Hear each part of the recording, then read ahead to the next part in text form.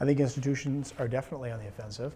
I think that, look, I think over the course of the last 15 or 20 years, there's just been a lot of volatility in a lot of different arenas. We've seen a lot of financial volatility over the last 4 to 5 years. Really, you can argue in the last 10 to 20 years, but certainly in this century, there's been a lot of financial volatility. There's a ton of political volatility. If you just look at both state and federal government, the Congress is switching every 2 years at this point. You had a very big win for a guy like President Obama in 2008. He's struggling right now going into 2012. And a lot of that is grassroots movements. The Tea Party had a huge influence in 2010. I think there's a lot of volatility in society. I think people feel it, and I think that is translating into the world that corporations and nonprofits, politicians have to work in.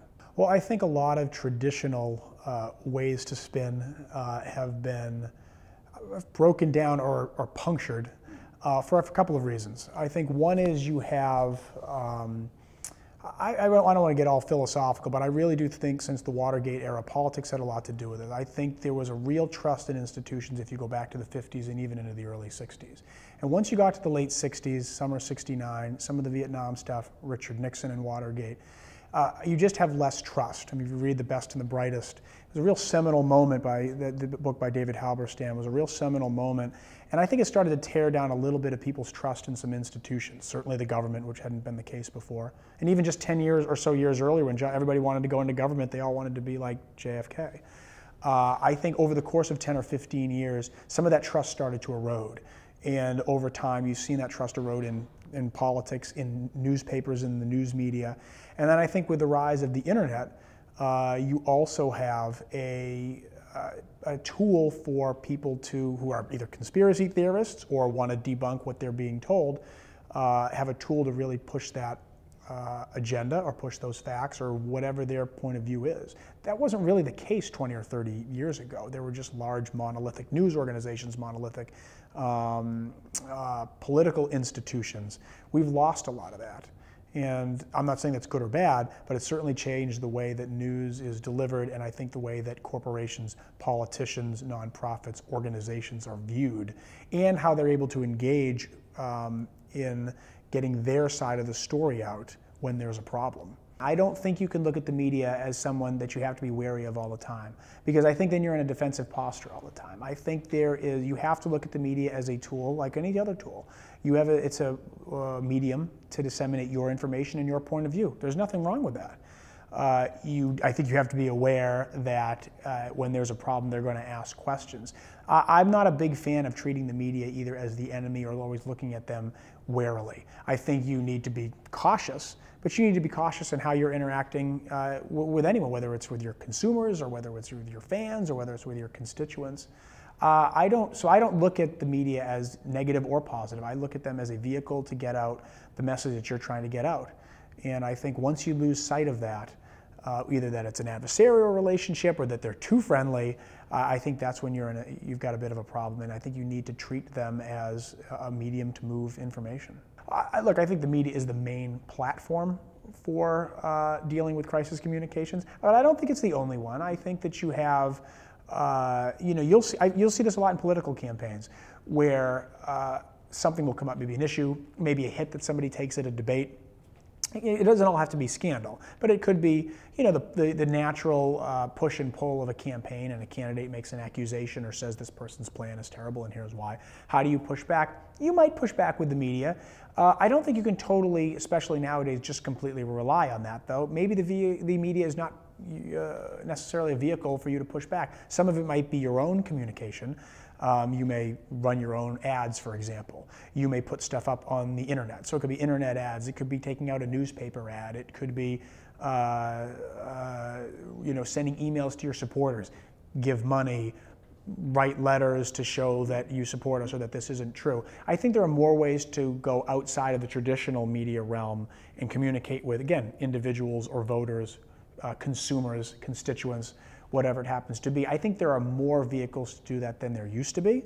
So I don't think it's all about the media. I think it depends on what you're trying to achieve.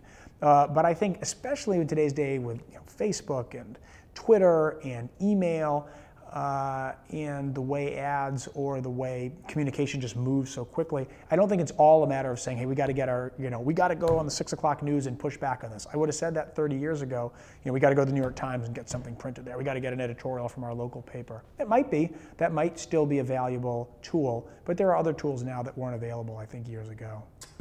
I think when you're dealing with a client in crisis, it's important to sit down with that client and really find out sort of what the truth of the matter is. What has happened, where might this be going, or where are some potential either landmines or problems that are going to come up. And to try to be as forthright as you possibly can. Ask those questions is what you're saying. I think you have to, because someone else is going to. And I think if you're caught off guard, if there's going to be a revelation or something's going to come out, and it doesn't even have to be that scandalous. You just need the facts. If you don't have the facts dealing with a client, there's a very good chance that somebody else is going to. And if somebody else has, you're going to have to formulate that response anyway. You might as well start preparing for it early. And that also gives you an opportunity to engage in a whole series of potential actions. Some of it might be proactively getting information out there to blunt the impact of it. Some of it might be preparing responses or statements to issues that might be coming up. There may be a better way to communicate or try to explain the current situation, whatever that might happen to be. But it's going to be hard to do that if you don't know everything that's going to come.